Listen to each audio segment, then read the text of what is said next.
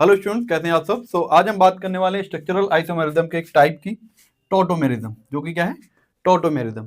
Tautomerism क्या होता है, क्या उसके की पॉइंट्स हो सकते हैं, कितने टाइप का टॉटोमेरिज्म हो सकता है, और अगर कोई कंपाउंड जो एक दूसरे के आइसोमर्स हैं तो वो किस तरीके के आइसोमर्स हैं, वो टॉटोमर्स हैं या फिर नहीं है, ये चीजें आज हम इस वीडियो में डिस्कस करने वाले हैं, है ना। तो आइए देख लेते हैं कैसे आप इसे डिफाइन करेंगे। तो टॉटोमेरिज्म को डिफाइन करने के लिए एक बहुत सिंपल तरीके से दिया हुआ है। अच्छा, अगर आपको टॉटोमेर एकदम जनरली पहचानने हो ना, तो आपको क्या करना है, लाइक इसे हम 1,3 H माइग्रेशन कहते हैं। बस यही चीजें आपको याद रखनी है। इसमें अगर हम देखें, tautomerism is a type of isomerism in which a compound exist two और more readily interconvertible structure.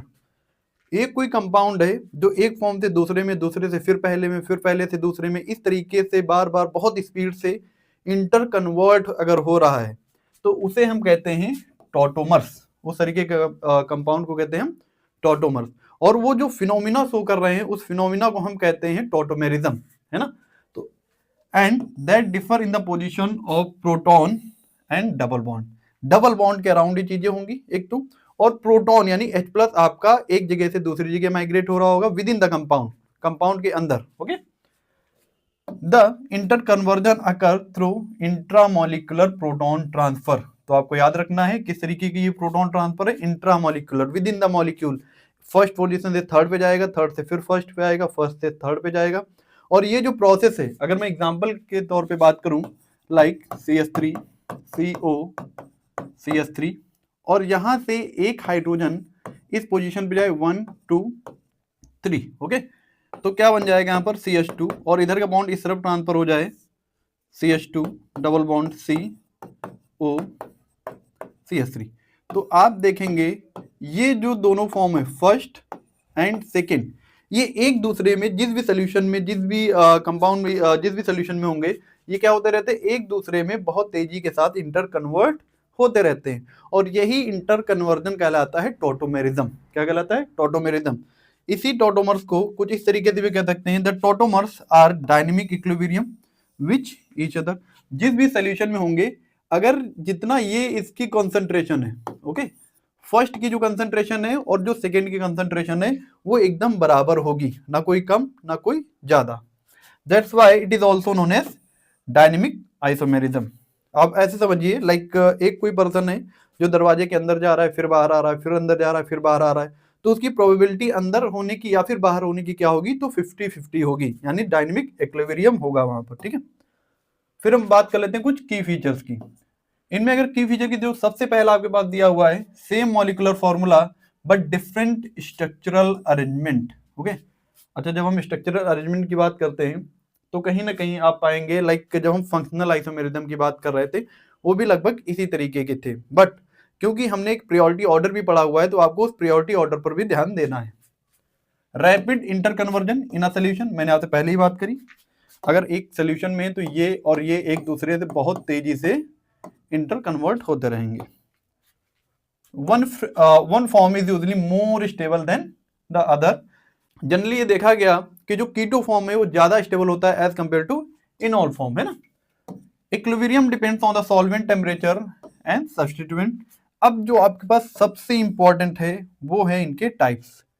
जो टाइप्स होते हैं, जो हमारे पास पहला है like keto enol form, imine and enamine form, amide and imidic acid, या फिर इसी इमिडिक एसिड को हम यहाँ पर लिख सकते हैं इमिनॉल फॉर्म।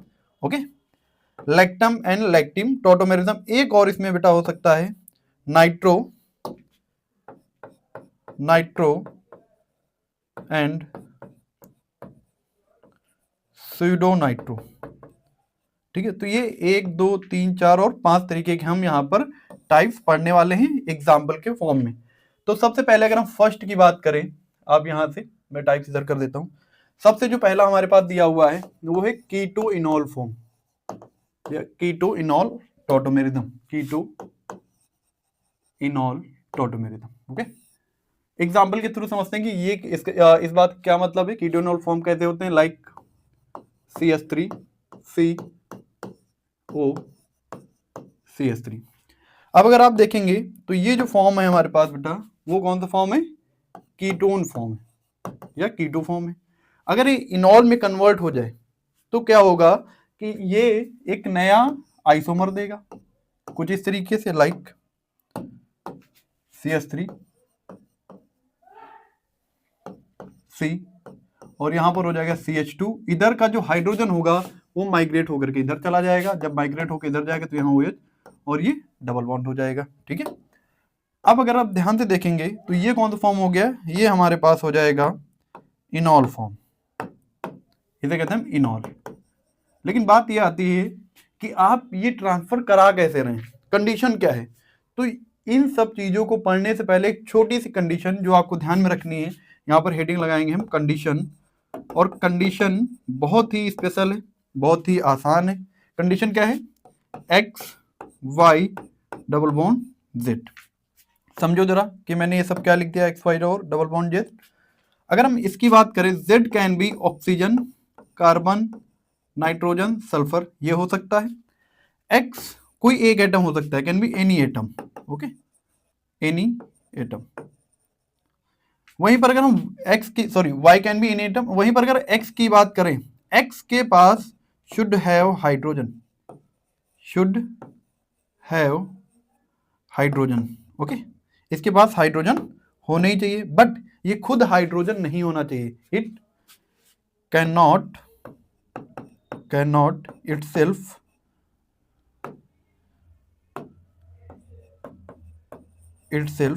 हाइड्रोजन, ओके, इसके पास हाइड्रोजन होना चाहिए, ये खुद हाइड्रोजन नहीं हो सकता। अब यहां पर आप ध्यान से देखिए जरा, इस एग्जांपल में इसे हमने X माना, ये हमारे लिए Y है और ये हमारे लिए Z है। सो Z ऑक्सीजन, कार्बन कुछ भी हो सकता है, Y कोई एक एनी एटम हो सकता है, और वहीं पर अगर हम X की बात करें तो यहाँ पर X हमारा कार्बन है, कार्बन के बाद आप ध्यान से देखोगे तो क्या है, एक 3 हाइड्रोजन है। यहाँ पर आप अगर थोड़ा सा ये कर ले कि X इधर वाले को मान लेते हैं हम अभी के लिए, क्योंकि हमने उस तरफ से हाइड्रोजन को माइग्रेट करवाया है, ओके। तो हमारे लिए X अभी ये वाला कार्बन, हालांकि ये भी करते तो क्या हो जाता, बात तो यही थी, बनता तो इनॉल फॉर्म ही, सेम कंपाउंड बनता। एक और एग्जांपल के थ्रू हम समझते हैं, लाइक CH3 COH। अब अगर इसे आप ध्यान से देखोगे और इसमें XYZ करोगे, लाइक ये X हो जाएगा, ये Y हो जाएगा, ये Z हो जाएगा। क्यों, अगर आप चाहते तो इसको X कर सकते थे, बट हम नहीं कर सकते। क्यों, क्योंकि देखो X can't be hydrogen, X खुद एक हाइड्रोजन नहीं हो सकता। इसीलिए हमने क्या कहा कि जो X है उसके पास हाइड्रोजन होने चाहिए, X खुद हाइड्रोजन नहीं हो सकता। तो यहां से हाइड्रोजन माइग्रेट होके इस थर्ड पोजीशन पे जाएंगे। अच्छा, 1 3 क्यों कहा गया, इसे 1, इसे 2 और इसे आप 3 भी मान के चलिए। तो 1 से 3 की तरफ हाइड्रोजन जाएंगे, तो जो हमारे पास एक नया कंपाउंड मिलेगा, एक नया जो आइसोमर मिलेगा, वो मिलेगा CH2 double bond COH, okay, sorry, यहां पर तो हाइड्रोजन आ गया, सो OH और H। ये जो फॉर्म था, ये फॉर्म था हमारा कीटो, ओके, और ये जो फॉर्म है, ये फॉर्म है हमारा इनॉल। तो इसीलिए हम इसे बोलते हैं कीटो इनॉल tautomerism.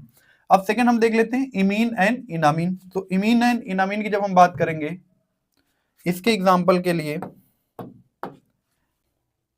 CH3 CH double bond NH, okay. अब यहां पर अगर हम इसे कहें तो ये हमारे लिए X है, ये हमारे लिए Y है और ये हमारे लिए Z है। अब ध्यान से समझो, Z कोई भी एक एटम हो सकता है, Y भी कोई भी एक एटम हो सकता है, X के पास कार्बन होनी चाहिए, यानी सॉरी X के पास हाइड्रोजन होने चाहिए। यहां से हाइड्रोजन माइग्रेट होकर के इधर जाएगा, ये 1 है, 2 है, ये 3 है। दैट्स वाई इसे हम कहेंगे 1,3H migration, okay, 1,3H migration. अब नया जो आपके पास टॉटोमर बनेगा वो बनेगा CH, और क्योंकि एक हाइड्रोजन यहाँ से चला गया तो 2 हाइड्रोजन हो गए। इधर का जो डबल बॉन्ड है वो बेटा इधर शिफ्ट होके आ जाएगा, तो डबल बॉन्ड यहाँ हो जाएगा, देन CH, फिर NH2। तो ये जो फॉर्म होगा हमारा वो इमीन फॉर्म होगा। कौन सा फॉर्म होगा, इमीन। अच्छा, इमीन इसे कहते क्यों हैं, जहां पर C डबल बॉन्ड N हो उसे हम कहते हैं इमीन फॉर्म, ओके। और ये जो हमारे पास फॉर्म होगा ये होगा इनामीन, हालांकि इस कंपाउंड कहते हैं इथेनामीन, ये होगा इनामीन फॉर्म। तो इस तरीके से इस टाइप को भी आप एक्सप्लेन कर सकते हैं। नेक्स्ट जो हमारे पास है वो है अमाइड एंड इमिनॉल। अमाइड और इमिनॉल। अमाइड आप सब समझते होंगे कि अमाइड को हम कैसे लिखते हैं, CH3 CONH कुछ एक इस तरीके का कंपाउंड है आपके पास, है ना। अब आपको देखो समझना बस इतना सा है कि एक्स वाई जेड इसमें कैसे करें। करने को तो आप इस तरीके से कर सकते हैं कि एक्स इसे कह दें, वाई इसे कह दें, जेड इसे कह दें, लेकिन तब प्रॉब्लम ये आएगी बेटा कि फिर ये जो फॉर्म बनेगा ये कीटो इनॉल हो जाएगा, ना कि आपका अमाइड एंड इमिनॉल। हालांकि फॉर्म वही है, कीटो इनॉल ही है। तो क्या करते हैं हम, एक्स इसे ना कह के हम कह देते हैं एक्स ये है हमारे पास। अब देखो क्या होगा, यहां से हाइड्रोजन माइग्रेट होकर इधर जाएगा कि 1 2 3, तो किस तरीके का माइग्रेशन होगा, 1,3H माइग्रेशन। अब जब 1,3H माइग्रेशन होगा तो ये हाइड्रोजन इधर की तरफ जाएगा और ये वाला ऑक्सीजन इधर की तरफ आएगा, सॉरी ये वाला जो डबल बॉन्ड है वो इधर की तरफ आएगा। तो जो हमारे पास नया कंपाउंड बनेगा वो बनेगा CH3C। यहाँ पर N था और हाइड्रोजन यहाँ का चला गया तो इधर आ गया डबल बॉन्ड, यहाँ पर सिर्फ ऑक्सीजन था, यहाँ पर एक हाइड्रोजन आ गया। कहाँ से हाइड्रोजन आया, तो जो नाइट्रोजन के पास था, और ये आपके पास हो जाएगा CH3। ओके, तो इसे कहते हैं हम इमिनॉल, ये इमिनॉल है। ओके, और ये जो हमारे पास है ये अमाइड है, CONH अमाइड होता है, तो ये अमाइड है। तो इस तरीके से आप इमिनॉल एंड अमाइड को भी एक्सप्लेन कर सकते हैं। नेक्स्ट जो हमारे पास है वो है लैक्टम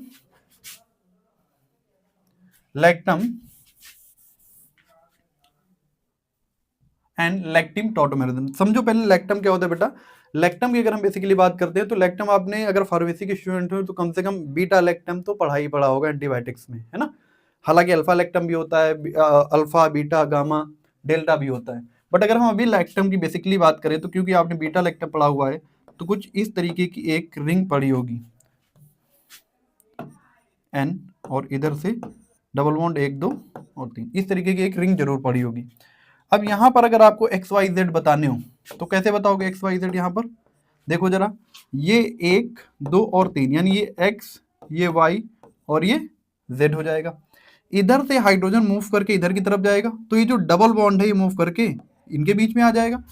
तो क्या करेगा, ये एक नया आइसोमर बनाएगा। तो यहाँ पर क्या हो रहा है, 1,3H माइग्रेशन हो रहा है और ये एक नया आइसोमर बना रहा है कुछ इस तरीके से, ठीक है। ये जो फॉर्म है ये कहलाता है लैक्टम और ये जो फॉर्म है ये कहलाता है लैक्टिम। अब आप रिंग का साइज कुछ भी कर सकते हैं, 4 मेंबर्ड, 3 मेंबर्ड, 5 मेंबर्ड, 6 मेंबर्ड भी आप कर सकते हैं अगर कुछ इस तरीके का कन्वर्जन। अच्छा आप ध्यान से देखोगे तो ये कौन सा फॉर्म है, ये कीटो फॉर्म है और ये कौन सा फॉर्म है, इनॉल फॉर्म है। तो अब ये भी उसे कह सकते हैं, ऐसी कोई दिक्कत नहीं है। लास्ट हम बात कर लेते हैं नाइट्रो एंड स्यूडो नाइट्रो की। तो नाइट्रो का सीधा सा मतलब है CH3 CH2 N double bond oxygen और ये एक इधर कोऑर्डिनेट बॉन्ड के थ्रू जुड़ा हुआ है, इस पे चार्ज होगा पॉजिटिव। ध्यान से समझना है बेटा, इसमें XYZ हम कैसे करेंगे। तो इसमें XYZ करने के लिए देखो ये हमारे पास X हो जाएगा, ये Y और ये Z हो जाएगा।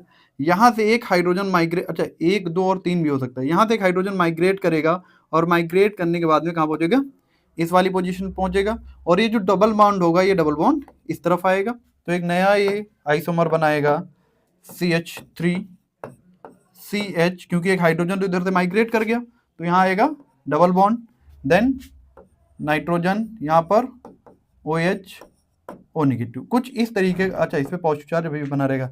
कुछ इस तरीके के आइसोमेरिज्म को, इस तरीके के टॉटोमेरिज्म को हम कहते हैं नाइट्रो स्यूडो नाइट्रो टॉटोमेरिज्म। तो ये जो फॉर्म यहाँ पर है ये नाइट्रो फॉर्म है और ये जो यहाँ पर फॉर्म है ये